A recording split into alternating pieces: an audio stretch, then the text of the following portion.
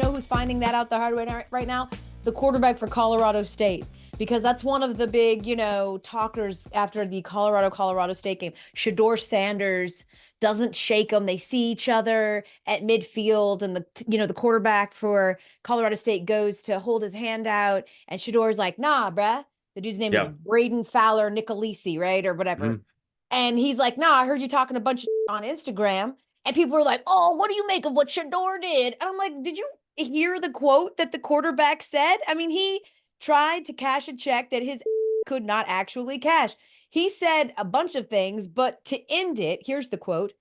"At the end of the day, you have to line up 11 guys against our 11 guys, and we'll find out who wants it more, and we'll see how far Instagram followers gets them."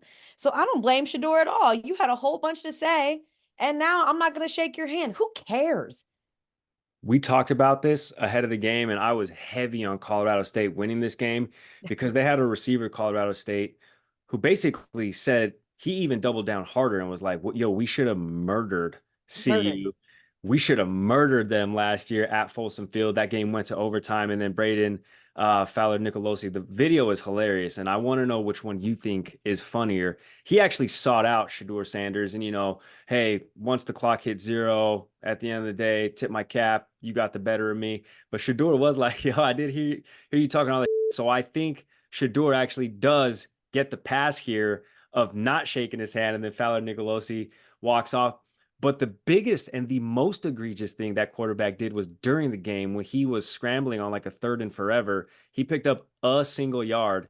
Travis Hunter forced him out, and he gave Travis Hunter the too small on the sideline on like a 3rd and long that he didn't convert. We had Louis Riddick, Trevor Maddich, like Paul Feinbaum on SportsCenter this morning, and Louis Riddick has seen more ball. He's forgotten more ball than some of us will ever watch. Was like, Travis Hunter is the best football player athlete I have seen. And he ended the sentence right there. So for anybody to come at Travis Hunter, who had 10 catches, 130 yards, 2 touchdowns, and an interception, like, he should 100% be a Heisman finalist. And this might be like a Reggie Bush, Matt Leinart situation. If Colorado continues to put up big numbers like this, they're not going to win a ton of games where they might have to split votes. If Shedeur Sanders keeps throwing for 4 touchdowns and half of those touchdowns keep going to Travis Hunter, and he's playing 70 snaps a game with interceptions, they're going to cancel each other out in Heisman votes. That's crazy to talk about a team who has 2 players like that might not make a bowl game.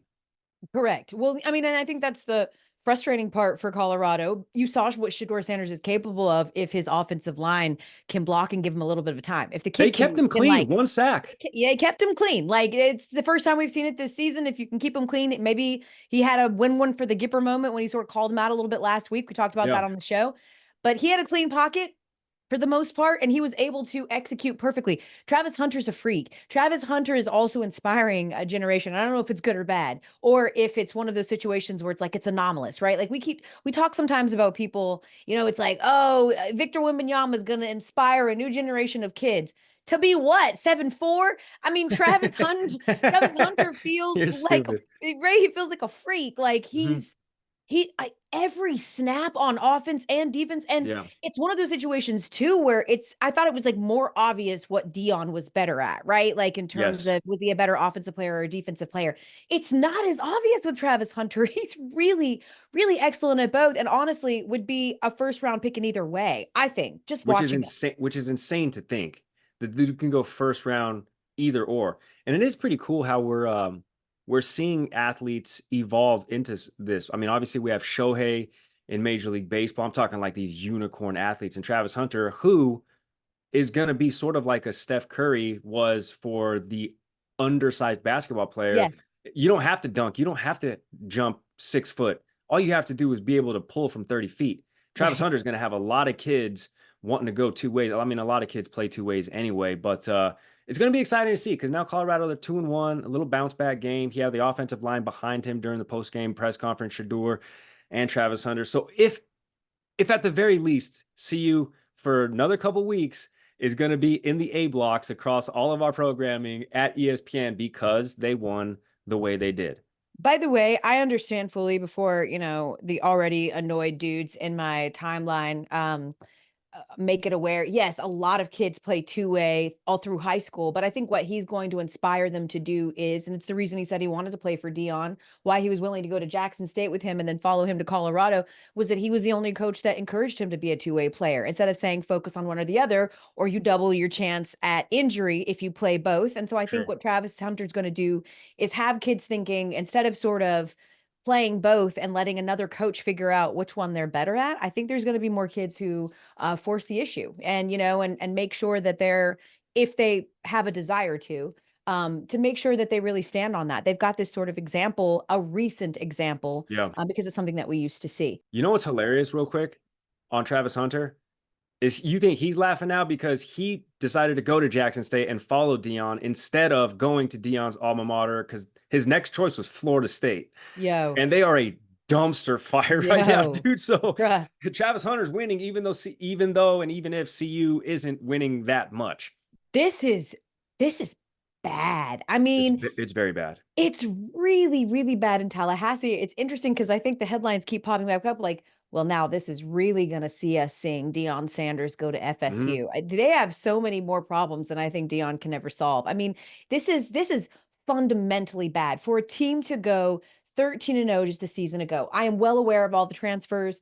I am well aware of the fact that they, had some dudes go to the draft. I'm well aware of the fact that they don't have a quarterback. And I repeat, I know DJ Uiagalelei is technically there, but they don't have a quarterback. I mean, it's just to be able to compete in these legacy programs in the Power Five, you have to be able to reload, and no one feels bad for you when you don't. I mean, I'm watching the Georgia game and I'm just feeling the rage monster inside of me. Like, we're better than this. It's been 15 straight times that we've beat Kentucky. And alas, I'm like, you've got to be better. You've got to do better. Carson Beck, you're sucking right now and you're this and that. But then the other part of me, the angel on my shoulder, is like, shut the they haven't lost a regular season game in many, many years. Yes. Like, not months, years, okay? And they've only lost in the last few years to teams named Alabama with Nick Saban. And so to be not only a contender, a number one ranked team, even though they just got booted by Texas, who we're about to get to be able to compete at that level every single year is a testament to the foresight it takes to recruit and to get the good guys in the building. And obviously it's a little bit of luck involved, but man, that's tough. And FSU is just, it sucks, Gary, because as college football lovers, it's important for the Florida teams to be good. I mean, we've been trying to make the U a thing for a long time. It looks like they are. Cam Ward, again, a guy that was at FSU till they went and got DJ, and he's like, well, I'm going to go then, right? Like, I'm going to bounce. Or at least, no. Yeah, he was at FSU. Goes to Washington State. The Washington State, right? And Wasn't then, he? And then, yeah, he was at FSU, went to Washington State, and then came to Miami. Yep. Right. And so it's just, you want the Florida teams to be good, and Florida State are hot garbage. Yeah, if we're labeling this on the panic meter, which sounds like it's an apropos game, I'm absolutely hitting panic. I mean, we've passed the level of worry and we're not chill about it. If those are our three ranking tiers here, chill, worried, and panic. And this is a panic at the Disco. This is panic in Tallahassee, even though they signed Mike Norvell to an extension, so they would have to pay him out. But Florida State got those deep pockets. They do, but man, those deep pockets are starting to get really, really pissed off. Like, this they're is paying not, a couple people. This is hopeless. And it's starting to feel that way. I mean, this is as bad as they've been since Willie Taggart. All right, let's do that then. Let's do the panic meter on Texas, and not Texas, because after what you just witnessed from Arch Manning, who came in after Quinn Ewers went down with a strained abdominal, and what did he have? 4 touchdowns, the 65-yard touchdown where we learned that clearly some speed does exist in the Manning family. I mean, people forget that his uncles are slow. His uncles and his grandpa are slow. But remember, his dad is the position player. His dad was the all-state stud receiver. So clearly it didn't skip a generation, uncle to nephew. It stayed straight down the path of dad to son.